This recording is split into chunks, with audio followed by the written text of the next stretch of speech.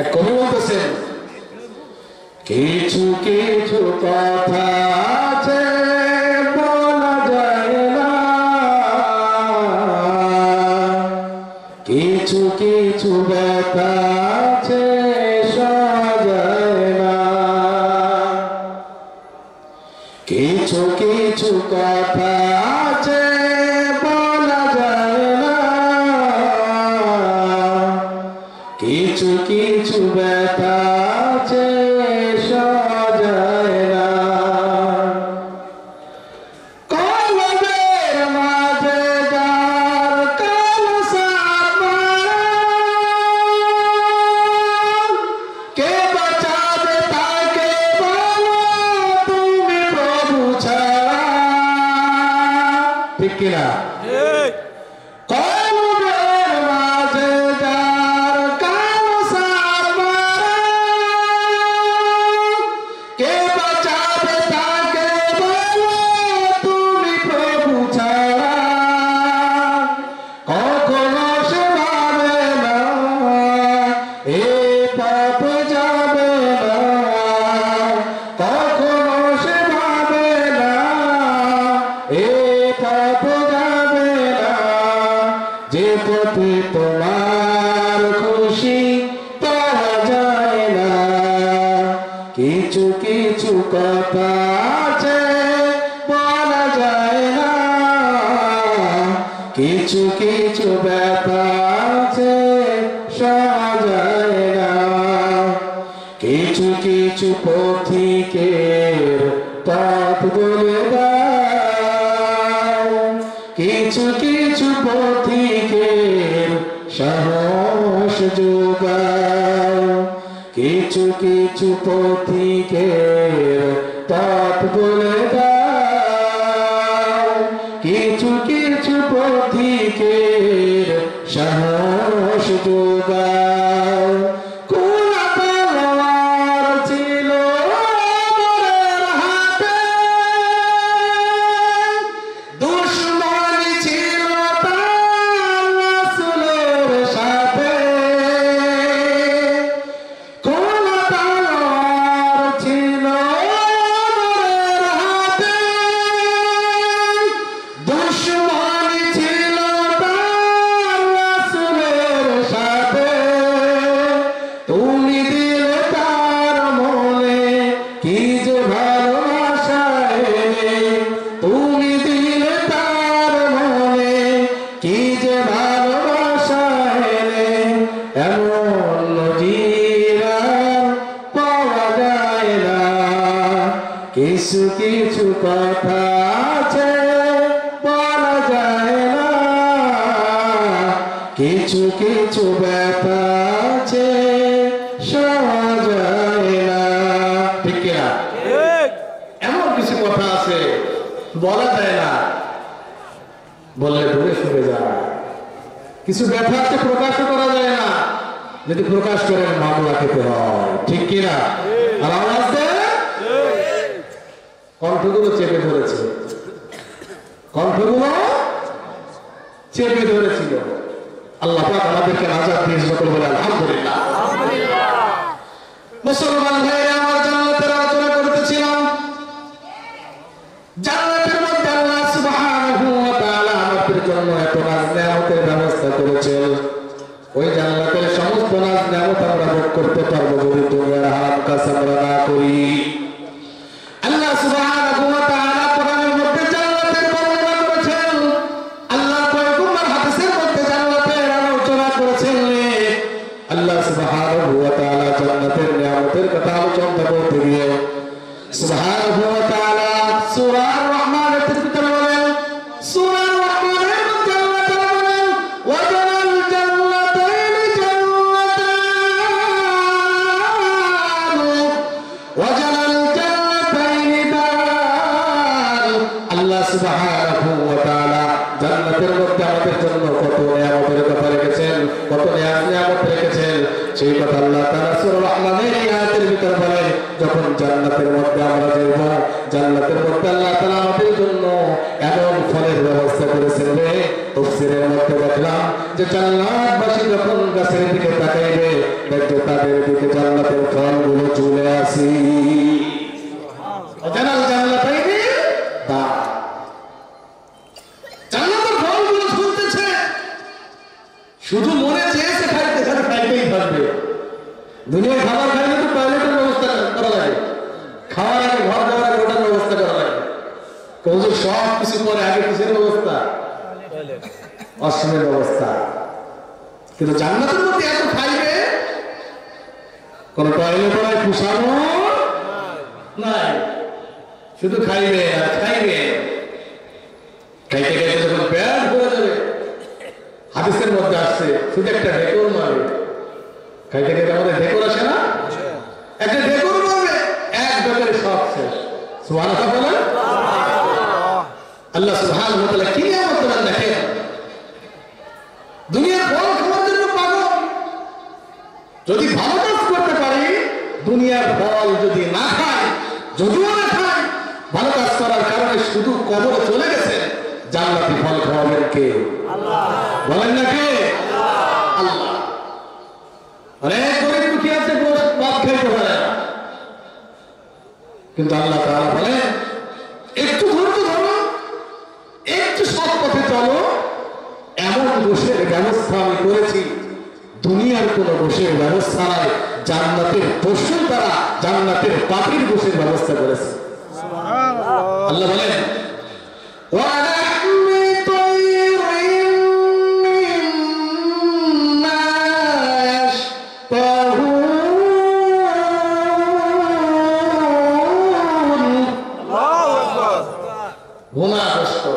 পাখি। আজকে দেখলাম এই তাফসীরটা, তাফসীর ইবনে কাসিরের মধ্যে লেখেন যে জান্নাতবাসী শুধু পাখির ভুনা বস্তু খাইতে যাবে। পাখি তার সামনে দিয়ে উঠতেছে, দুনিয়ার কোন পাখি, নিজের পোষা পাখিও কি নিজেকে জবাই করতে দিবে? কথা বলেন না? যদি জবান আল্লাহ ভুলে যেত পাখির, আর যদি বলতাম তোমাকে পোষ বানিয়েছি, আমি এখন জবাই করে তোমার গোশ আমি ভক্ষণ করবো, পাখি বলবে আজও নাই কালও নাই, সাতটাই তোমার কাছে আর থাকতাম না।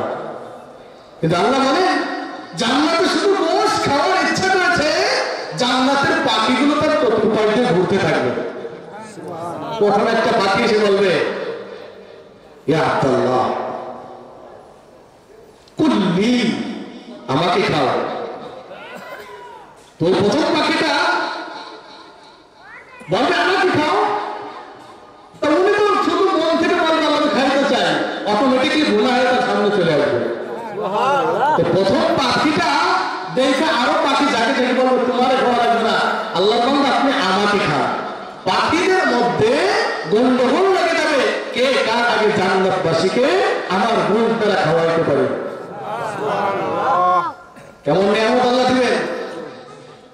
এক তাফসীরের মধ্যে আসে আমাকে যে খাবারটা আল্লাহ তাআলা দিবেন, যে প্লেটের মধ্যে দিবে, ওই খাবার খাওয়ার পরে যে প্লেটটা আল্লাহ দিবেন, খাবার খাওয়া গেছে, যত খাবার খেয়েছে, যত স্বাদ পেয়েছে, ওই প্লেটটা খাওয়া শুরু করবে জান্নাতবাসীরা, দেখবে যত খাবার খেয়েছে, যত মজা ছিল, তার দ্বিগুণ হাজার হাজার গুণ মজা আল্লাহ প্লেটের মধ্যে রেখেছে। সুবহানাল্লাহ। রাস্তে বলেন সুবহানাল্লাহ। এত মজা। মুসলমান ভাইরা আমার, আজকে আমার দুনিয়ার মধ্যে গানের মঞ্চে সুন্দর সুন্দর নারীদেরকে দেখে পাগল হয়ে যায়। রাস্তাঘাট দিয়ে যখন চলি সুন্দর সুন্দর মহিলাদেরকে দেখে পাগল হয়ে যায়। আল্লাহ পয়গম্বর জনাব রাসূলুল্লাহ বলেন, তুমি ওই বেগানা মহিলাদের দিকে না তাকাইয়া যদি আল্লাহর ভয়তে চোখটাকে তুমি নিচে নামাইয়া দাও, আল্লাহ সুবহানাহু ওয়া তাআলা তুমি যত আমল করবে সমস্ত আমলের লজ্জা তোমার অন্তরের মধ্যে দিয়ে দেবে। সুবহানাল্লাহ। আল্লাহর কোন বান্দা যদি দুনিয়ার এই নারী দেখেন, দুনিয়ার সুন্দর সুন্দর রমণীদেরকে দেখেন, নিজের চক্ষুকে অবনত করে নিচের দিকে নামিয়ে নেয়। আল্লাহ সূরা ওয়াকিয়ার মধ্যে বলে, ও দুনিয়ার বান্দারা শোনো রে, তোমরা দুনিয়ায় সুন্দর সুন্দর মহিলাদের দিকে তাকাও নাই, দুনিয়ার কোন নারীর প্রতি তোমরা আকৃষ্ট হওয়া নাই, আমি রবকে তোমরা ভয় করেছো। আজকে জান্নাতের মধ্যে আমি তোমাদেরকে এমন নারীর ব্যবস্থা করে দেব, হুরুম মাকসুরাতুন ফিল খিয়াম। হাদিসের মধ্যে আছে জান্নাতবাসীরা জান্নাতের মধ্যে চলে যাবেন, জান্নাতবাসীদের জন্য আল্লাহ তাআলা ছোট ছোট কামরা বানিয়ে রেখেছে, ছোট ছোট কামরা দেখবে। এই কামরাটা দেখার পরে জান্নাতবাসী পাগল হয়ে যাবে ওটার মধ্যে প্রবেশ করার জন্য, কিন্তু জানালাও নাই, দরজাও নাই, প্রবেশ করবে কেমন করে? জান্নাতবাসী হাঁটতে হাঁটতে যখন ওই কুঠির কাছে যাবে, ওই ছোট ছোট কামরার কাছে যাবে রে, আল্লাহর পক্ষ থেকে একটা আওয়াজ আসবে, জান্নাতের দরজাগুলো রে, ও জান্নাতের ঘরগুলোরে, আমার বান্দা দুনিয়ায় কষ্ট করে মুজাহাদা করে জান্নাতি কাজ করে আছে, আমার বান্দার জন্য দরজা খুলে দাও।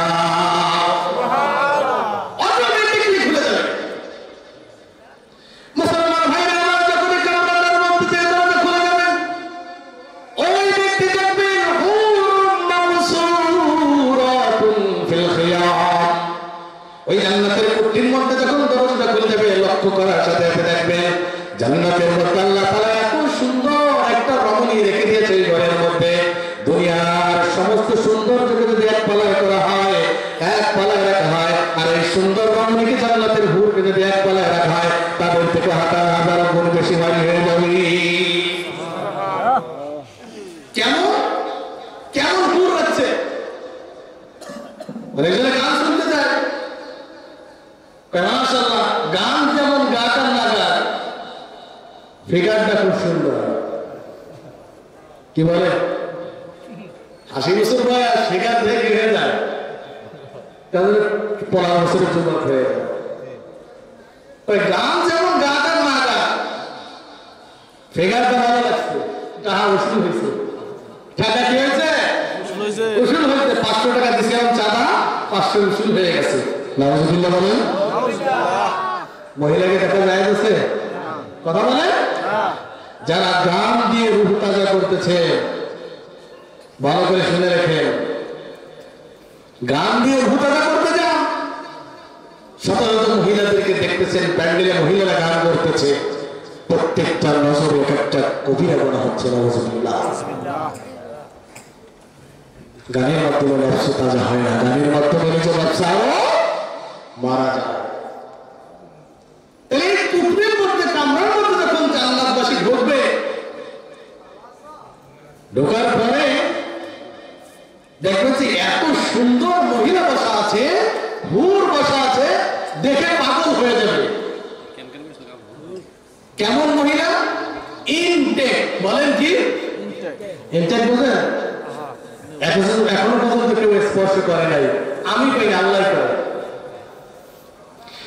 لم يطمثهن إنس قبلهم ولا جان। الله বলেন لم يطمثهن إنس قبلهم ولا جان। এমন হুর রেখেছি যেটাকে আগে পর্যন্ত, ইনস মানে মানুষ, লাম ইয়াতমিথহুন্ন যাদেরকে স্পর্শ করে নেই কোন মানুষ, ওয়ালা জান এবং কোন জিন। সুবহানাল্লাহ বলেন। একেবারে পিওর, খাঁটি। আর গানে যে যাদেরকে দেখতেছেন, মাশাআল্লাহ, পিওর তো কথা বলে না? পিওর? হ্যাঁ, আমার মতো কাকা বলছেন পিওর। ইনটেক। আল্লাহ আমাদেরকে হিদায়াত দান করুন। আমিন। এই এত নাজ-নেয়ামত রেখেছেন জান্নাতের মধ্যে কাদের জন্য? আমাদের জন্য। বলেন না কাদের জন্য? আমাদের জন্য। আমাদের জন্য রেখেছেন। কিয়ামতের ময়দানে এই উম্মতের এত দাম, এত দাম। এই হাদিস বর্ণনা করতেছিলাম তুবা গাছে, তখন আল্লাহ সুবহানাহু ওয়া তাআলা যখন ঈসা আলাইহিস সালামকে তুবা গাছের বর্ণনা দিলেন, তখন বলতেছেন আল্লাহ, এই যে এই গাছের নিচ দিয়ে নহর প্রবাহিত হবে, সালসাবিল, মাউন এবং রাহি, আল্লাহ এখান থেকে আমাকে একটু পানি খাওয়ান না। সুবহানাল্লাহ। সুবহানাল্লাহ। আল্লাহ কি উত্তর দিতে ফেলবেন না? নবী বলেছেন, তারপর আল্লাহ বলেছেন না। এই পানি কোন নবী খাইতে পারবে না, সব নবীর জন্য হারাম যতক্ষণ পর্যন্ত আখেরি জামানার নবী পান না করবে। আমি শুনলাম তুমি যেমন নবী খেতে চেয়েছো, আমার দেওয়া দরকার ছিল, কিন্তু না, আখেরি জামানার নবী পান না করবে তো কোন নবী পান করতে পারবে না। শুধু তাই নয়, আখেরি জামানার উম্মতরাও পান না করলে কোন উম্মতে পান করতে পারবে না। সুবহানাল্লাহ। এই জান্নাতে আমাদের যাওয়ার ইচ্ছা আছে না নাই? একটু আওয়াজ দিয়ে বলেন না, আছে না নাই? জানতে পারি শর্ত হলো একটা, গুনাহ ছাড়তে হবে। কি ছাড়তে হবে? বলেন না, কি ছাড়তে হবে? এজন্য আমি যে আয়াতটার অংশ তেলাওয়াত করেছি, আয়াতের অর্থ হলো ইন্না আকরামাকুম ইনদাল্লাহি আতকাকুম, নিশ্চয়ই তোমাদের মধ্যে আল্লাহর কাছে সব থেকে দামি হলো তারা যারা তাকওয়া অবলম্বন করেছে, অর্থাৎ খোদার ভয়ে গুনাহগুলো ছেড়ে দিয়েছে, তারা হলো সব থেকে দামি। তাহলে আমি দামি হতে পারবো গুনাহ ছাড়লে না গুনাহ ধরলে? আওয়াজ দেন, গুনাহ করলে না ছাড়লে? ছাড়লে। তাহলে আমি দামি হতে পারবো। আমি যদি গুনাহ ছেড়ে দিই, ভোরবেলা আমল আমার দরকার নাই, নির্ভেজাল জিন্দেগি যদি যাপন করতে পারি, গুনাহমুক্ত জীবন যদি আমি কি ধারণ করতে পারি, তাহলে আমার নফল ইবাদত বহুত লাগবে না। এই গুনাহ ছেড়ে দে, গুনাহ করবো না, তাহলে আল্লাহ সুবহানাহু ওয়া তাআলা বলেন, যে ব্যক্তি তাহাজ্জুদ করে সারা রাত্রিবেলা কাটিয়ে দেয়, নফল নামাজ পড়ে কিন্তু গুনার কাজের মধ্যে লিপ্ত, আরেক ব্যক্তি হলো গুনাহ করে না কিন্তু নফল ইবাদত বন্দেগিও করে না, কিন্তু পাঁচ ওয়াক্ত নামাজ ঠিক রাখে, ওই ব্যক্তির দাম আমি রবের কাছে সবথেকে বেশি। সুবহানাল্লাহ। উদাহরণ বলি, সাহাবা আজমাইন শুধু তাকওয়া অবলম্বন করেছে। ভাই কথা না বলুন, তাকওয়া অবলম্বন করেছে। তাকওয়া অবলম্বন করার কারণে রাসূলের কাছে বায়াত গ্রহণ করেছেন, ইসলাম গ্রহণ করেছেন, তওবা করেছেন, আল্লাহর ভয়তে সব ছেড়ে দিয়েছেন। রাসূলকে এসে বলছেন, ইয়া রাসূলুল্লাহ, আমার কাজ কি? রাসূল বললেন, তুমি ঈমান এনেছো, আল্লাহর ভয় তোমার অন্তরের মধ্যে ধারণ করেছো, এখন কাজ হচ্ছে আমার সাথে জিহাদের ময়দানে যাওয়া। উনি কিন্তু পাঁচ ওয়াক্ত নামাজও পড়তে পারে নাই, নফল ইবাদতও করতে পারে নাই, কিছু করতে পারে নাই। রাসূলের সাথে যুদ্ধের ময়দানে গেছেন, যাওয়ার পরে যুদ্ধের ময়দানে শহীদ হয়ে গেছেন, শাহাদাত বরণ করেছেন। রাসূল সাল্লাল্লাহু আলাইহি ওয়াসাল্লাম সাহাবাদেরকে বলতেছে, আমার এই সাহাবীকে জান্নাতের ফেরেশতারা নিয়ে টানাটানি করতেছে। সুবহানাল্লাহ। তাহলে তাকওয়া, আল্লাহর ভয় যখন তার অন্তরের মধ্যে আসে, ইবাদত বন্দেগী লাগে নাই, ভয় আসার কারণে আল্লাহ তাআলা তাকে মাফ করে দিয়েছেন। সুবহানাল্লাহ। তাহলে আল্লাহর কাছে দামি হতে পারবো কখন? যখন আমার অন্তরের মধ্যে আল্লাহর ভয় আসবে। আর আল্লাহর ভয় আমার অন্তরে আসছে বুঝবো কখন? যখন আমার রব যেটা নিষেধ করেছে তার থেকে আমি ফিরে থাকতে পারবো, যেটা আমার রব আদেশ করেছে ওটা পালন করার জন্য যথার্থ চেষ্টা করতে পারবো, তখন বুঝতে পারবেন আমার অন্তরে আল্লাহর ভয় এসেছে। এজন্য রাসূল সাল্লাল্লাহু আলাইহি ওয়াসাল্লাম বলেছেন, গুনাহ ছাড়ো। যদি গুনাহ না ছাড়তে পারো, তাহলে জান্নাতের নিয়ামত পাবে না। কিছু কিছু গুনাহ এমন আছে কোরআন থেকে পাওয়া যায়, গুনাহ করেছি, অপরাধ করেছি, তার শাস্তি দেওয়ার পরে আমার রব আমাকে একদিন মাফ করে দিবেন। আমার কিছু গুনাহ আছে যেটা আমি করেছি, তওবা করি না, আমার রব কিয়ামতের ময়দানে আমাকে মাফ করবেন না, চিরদিনের জন্য জাহান্নামে পাঠায় দেবেন। নাউযুবিল্লাহ। একটু ফিকির করে দেখেন না ভাই। মনে করেন বাংলাদেশের কথা বলতাম না, কেন এখানে ভেজাল হইতে পারে, সিরিয়ার কথা বলি, কি কর? সিরিয়ার আয়নাগরের কথা বলে, আমাদের দেশের আয়নাগর তো নাই, কি কর? আমাকে দেশে তো আয়নাগর ছিল না, এখানে ছিল আপনার কি জান্নাতের রুম। হ্যাঁ, 16-17 বছর জান্নাতের রুমের ভিতরে যাদেরকে আটকায় রাখছিল, এটা তো আয়নাগর না। সিরিয়ার কথা বলি, কিছুদিন আগে সিরিয়া বিজয় হয়েছে কি হয় না? কথা বলেন না কেন? এই আয়নাঘরের মধ্যে এখানে সিরিয়ার যে গভর্নর ছিলেন, প্রেসিডেন্ট ছিলেন, জালেম সরকার, স্বৈরাচার শাসক ছিলেন, তো 30 বছর পর্যন্ত এই আয়নাঘরের মধ্যে এমন লোকদেরকে বন্দী করে রেখেছে যারা 30 বছরের মধ্যে 30 সেকেন্ডের জন্য বাহিরের কোনো আলো বাতাস দেখতে পারে না। এমন হয়েছে তাদের মস্তিষ্ক এমন ওলট পালট হয়ে গেছে, তারা দুনিয়ার কোন মানুষদেরকে দেখলে মনে করে হায়না আসছে, কোন জীবজন্তু জানোয়ার আমাদের কাছে আসছে। এরা মানুষ আমাদের মতন, সেই কমন সেন্স তাদের মধ্যে নাই, সেই দিমাগ তাদের নাই, দিমাগ নষ্ট হয়ে গেছে। মানুষ দেখলে এখানে হাওমাও করে। এরকম কষ্ট, এরকম জালেমের জুলুম সহ্য করেছে সিরিয়ার মধ্যে যে আয়না করছে সেখানে।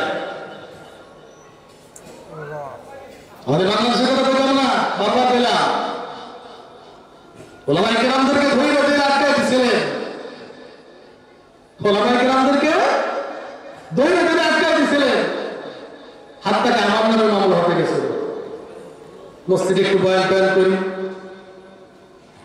এটা মানে হেফাজতি, এটাও কি জ্যোতি? হেফাজতি। আমরা বিচার দিয়েছিলাম কার কাছে? আর একটু আসতে পার কার কাছে? ওয়াজ করে আমি, আমার তো ভয় নাই। এখন যদি ভয় করা লাগে তাহলে সাহস মানে ভয় ভাঙবো করবে।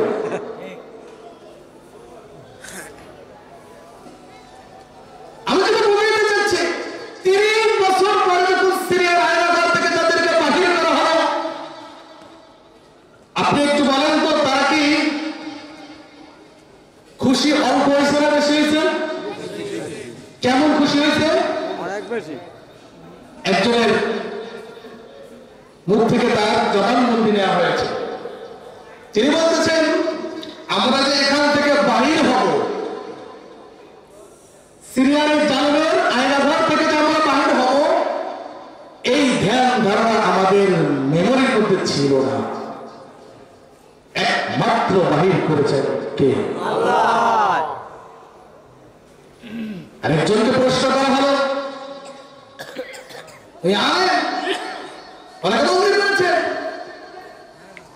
এই যে আপনি 30 বছর আপনি যে আটকা রয়েছেন আয়নাঘরের মধ্যে, যেরকম ঢুকছেন আল্লাহ পাক তাকে তেমনই রেখেছে। প্রশ্ন করলে আপনি কি খেয়েছেন? উনি শুধু একটা উত্তর দেয়, যিকরাল্লাহ, আকালতু যিকরাল্লাহ। আমি সর্বদা আমার রবের জিকির খেয়েছি। যখন আমার পেটের মধ্যে ক্ষুধা লেগেছে, আমি আমার রবের জিকির করেছি। আমার রব আমার পেটকে জিকিরের দ্বারা পরিপূর্ণ করে দিয়েছে। এরকম শরীরা শাসক যে জায়গায় আছে, আল্লাহ তাআলা যদি চান তাদেরকে হেদায়েত করে দেন, আল্লাহর মানসা হবে, না চাইলে আল্লাহ তাআলা তাদেরকে ধ্বংস করে দেন। সকলে বলে আমিন। তাহলে ইরানি এখান থেকে নাজাত পেয়ে গেল, 30 বছর পর ছাড়া পেয়ে গেল, খুশি অল্প না বেশি? বেশি। কেন? ছাড়া পাওয়ার মতন তাদের ইচ্ছা ছিল না যে আমরা এখান থেকে ছাড়া পাবো, তারপরে যখন পেয়েছে আলহামদুলিল্লাহ। ঠিক কবরের জিন্দেগি তো যারা শাস্তি ভোগ করবে, কিছু গুনাহ যদি না করে, তাহলে কিছুদিন ওরকম অপরাধ যা করেছে বিচারের কাজ গড়ায় দাঁড়িয়ে শাস্তি ভোগ করার পরে আবার তারা নাজাত পেয়ে যাবে, তারা আনন্দিত হয়ে যাবে। সুবহানাল্লাহ। আর কিছু গুনাহ আছে, যদি তারা সেটা করে, ওই যে আল্লাহর যে আয়নাঘর আছে ওখানে যে ঢুকবে, ওখান থেকে আর কোশ্চিন কালো বাহির হবে না। আমি এই ব্যাপারে হাদিসটি তেলাওয়াত করেছিলাম। বুখারীর মধ্যে হাদিসটি এসেছে, বুখারী 2085 নম্বর হাদিস গালিবান। এই যে হাদিসটা আমি তেলাওয়াত করেছি, এখানে আল্লাহ রাসূল 7টা বড় বড় গুনার কথা বলেছেন। কয়টা? 7টা। বলেন কয়টা? 7টা।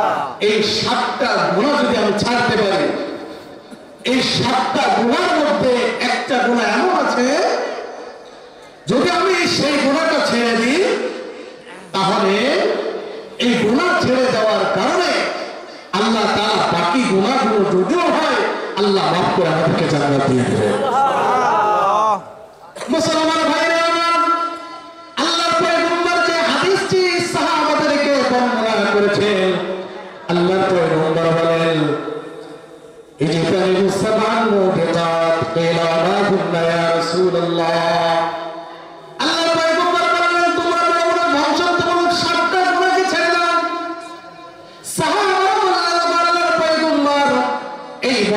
7টা গুনাহের মধ্যে সবথেকে বড় বড় যে গুনাহগুলো বললেন সেই গুনাহগুলো কি আমাদেরকে একটু বলে দেন।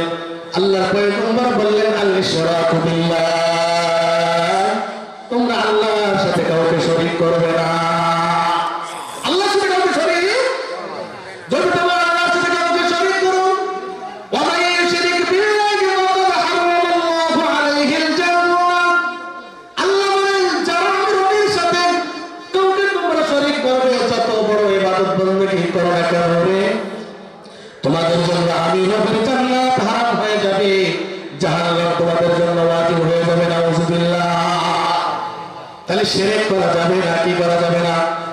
শিরক করা যাবে না। এখন তো আপনারা আমরা জেনে না জেনে শিরকের মধ্যে লিপ্ত হয়ে যায়। আজকে যখন মাহফিলে আসতেছি, আমি যখন গাড়িতে, তখন আমার এক প্রাক্তন ছাত্র ফোন দিচ্ছে, সে হাফেজ মাওলানা পড়ছে, ফোন দিচ্ছে একটা মাসালা জিগাইতে। আমি আফসোস করলাম, উনি যে এলাকায় থেকে একজনের ঘর নির্মাণ করতেছে। বলছে হুজুর একটা মাসালা। কি বাবা বলো? বলে নতুন ঘর দিলে নাকি ঘরের তলে অনেক কিছু দেওয়া লাগে, নতুন ঘর দিলে ঘরের নিচে নাকি অনেক কিছু দেওয়া লাগে। আমি আর বেশি কথা বললাম, বলছি হাযাল ফি'লু হারাম, এই কাজটা হারাম, এই কাজটা শিরক, যদি করো তাহলে তুমি মুশরিক হয়ে যাবে। নাউযুবিল্লাহ। এই প্রথা এদিকে আছে না নাই? আছে, হয়তো আপনি আমি জানি না। হ্যাঁ, যে কোনো কাজ করবেন বিসমিল্লাহ বলে। বলে কি বলে? বলেন কি বলে? বিসমিল্লাহ। কোনো পীর সাহেবের দোয়া রাখবে না, বিসমিল্লাহ বলে শুরু করে দেবেন। বরকত দেবেন কে? আল্লাহ। তাহলে শিরক করা যাবে না। আপনাদের এখানে কিছু আছে, যখনই সময় এসে যায় 2-4 দিন, সেই ফাঁসার কাপড় ফেলে সিজদা মেরে দেন। আসে না? এক বাংলায় বললাম, আবার হচ্ছে মাইন্ড করেন না। দৌড়াইতে দৌড়াইতে আসে, পিছনের কাপড় যে উঠে গেছে এটুকু খেলায়, আর সেই বাবার কাপড়ে সিজদা দেয় কি দেয় না? কথা বলা দেয় কি দেয় না? এটা হারাম না হারাম? আমার ভাগ্য যা কিরম, যেখানে যাই এই মসজিদের পাশে বড় একটা বাজার, যেখানে যাই আল্লাহ মতো এই করতে আমার ওটা ছাড়াই না। কখন যে জায়গায় খেদমত করি, এই মসজিদের 8 পিসের একটা খানকা, রাত 24 শিয়াল যেরকম ডাকতে দেয়, রাত্রেবেলা ঘরের কাছে শিয়াল ডাকে, আর ঘেরাও মাইকে ডাকতে দেয়। আমি কই মাঝে মধ্যে বয়ানে কই, তোকে থেকে শিয়াল ভালো আছে, কারণ ওরা তো নানা মানে কি জান, মানে কি কথা বলতে পারে না, বসে না, চিল্লাই না, ঠিক আছে, তোরা চিল্লাস কেন? তাহলে আমার শিরক থেকে বাঁচতে হবে, শিরক থেকে বাঁচতে হবে। কি থেকে?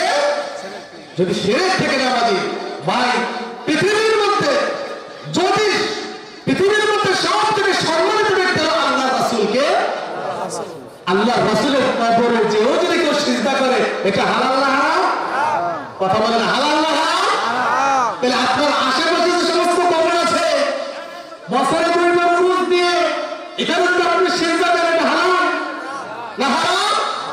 একথা বুঝাইতে পারি না, এই জন্য গজলটা গাইলাম। কিছু কিছু কথা আছে বুঝাইতে পারি না, ব্যথা আছে বলতেও পারি না, তাহলে আমি শিরক করবো না। শিরক থেকে আল্লাহ তাআলা আমাকে আপনাকে বাঁচার মতন তৌফিক দান করে। সকলে বলি আমিন। শিরক যেটা হয়, এটা অর্থ সম্পদ দিয়েও আমি সহযোগিতা করবো, কথা বলেন করবো না। এখানে আমার পরামর্শ দিয়েও সহযোগিতা করবো না। আল্লাহ পাক আমাকে আপনাকে শিরক মুক্ত জীবন যাপন করে আল্লাহর জান্নাতে সাজাপ্রাপ্ত না হয়ে বিনা হিসেবে জান্নাতে যাওয়ার মতো আমল করার তৌফিক দান করে। আমার তৌফিক ইল্লা বিল্লাহ। আসসালাম।